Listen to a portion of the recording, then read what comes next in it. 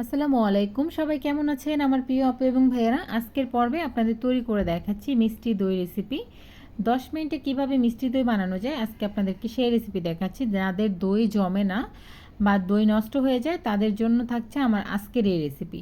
এই রেসিপিটা কিন্তু খুবই সহজে তৈরি করে দেখাচ্ছি। দেখেন আমার দইটা কিন্তু পারফেক্টলি জমে গেছে, কেটে দেখাচ্ছি আপনাদেরকে এটা কতটা সহজভাবে বানিয়ে নিয়েছি।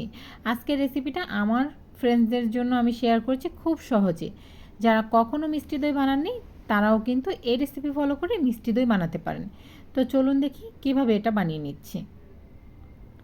সর্বপ্রথমে এখানে একটি বাটি নিয়ে নিচ্ছি বা মিক্সিং বোল নিয়ে নিচ্ছি। এখানে দিয়ে দিচ্ছি 2.5 কাপের মতো কুসুম গরম পানি। আজকের দইটা আমি গুঁড়া দুধ দিয়ে তৈরি করে দেখাবো। আর এখানে লাগছে 1 cup full cream powder milk বা গুঁড়া দুধ।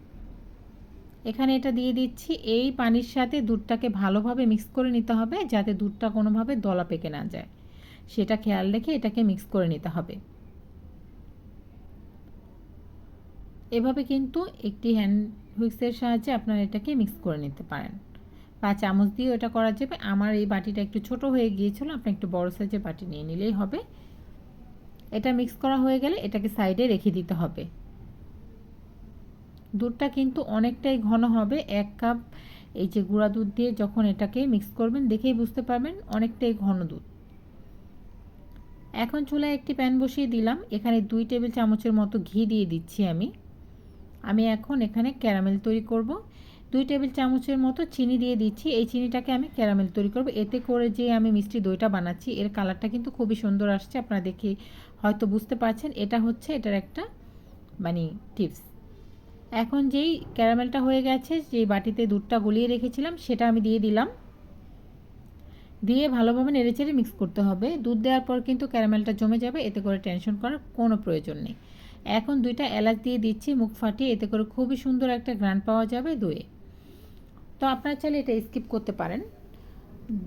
এটাকে বলক তুলে নিচ্ছি আর এখন দিয়ে দিচ্ছি মিষ্টির জন্য চিনি। আমি একটু মিষ্টি দই বেশি টক কম পছন্দ করি, এর জন্য আমি চিনিটা আবার দিয়েছি। আপনারা চাইলে কিন্তু মিষ্টি কম বেশি করে নিতে পারেন, সেটা আপনাদের উপর ডিপেন্ড করবে। এটা বলক চলে আসছে। আমি বেশ কিছুক্ষণ রান্না করে এটাকে একটু ঘন করে নিব। দেখেন এটার কালারটা কিন্তু আরও গাঢ় হয়ে গেছে। এ পর্যায়ে এটাকে চুলা থেকে নামিয়ে নিতে হবে।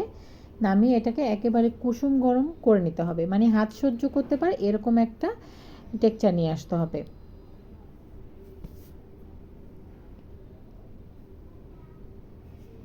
আমি অনেকটা সময় এটাকে রান্না করেছিলাম।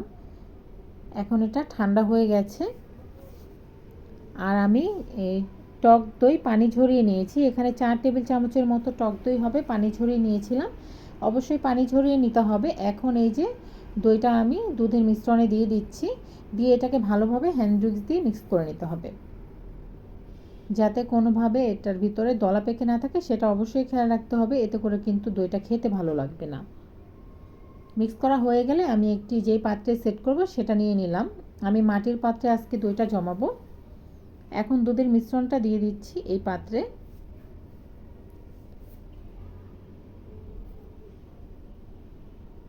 এখন চুলায় একটি প্যান বসিয়ে আগে থেকে কিছুটা পানি দিয়ে দিব।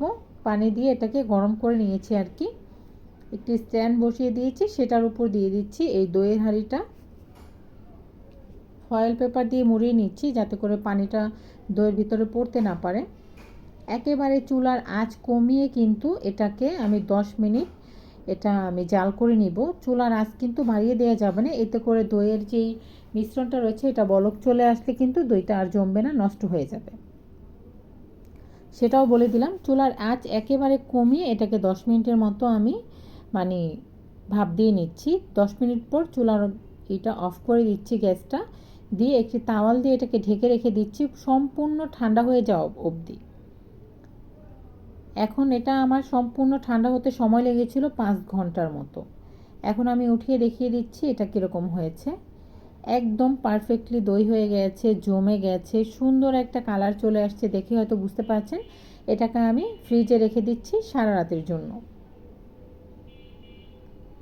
সকালে আমি এটা আপনাদেরকে পরিবেশন করে দেখাচ্ছি। দেখেন আমি কিন্তু দইটা একটু ঠান্ডা খেতে সবাই বেশি পছন্দ করে, এর জন্য আমি ঠান্ডা করে নিয়েছি।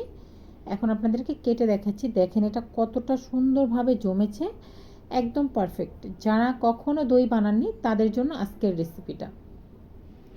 তো আশা করছি সহজ দই রেসিপি ভালো লেগেছে। ভালো লেগে থাকলে অবশ্যই একটি লাইক দিতে ভুলবেন না। আমার পাশে থাকতে আমাকে সাপোর্ট করতে আমার চ্যানেলটিকে সাবস্ক্রাইব করবেন, নিয়মিত আমার ভিডিওগুলো দেখবেন। রেসিপি ফলো করে অবশ্যই কিন্তু বাড়িতে দই বানিয়ে দেখবেন, পারফেক্ট হবে একেবারে, আর সবাই ভীষণ পছন্দ করবে।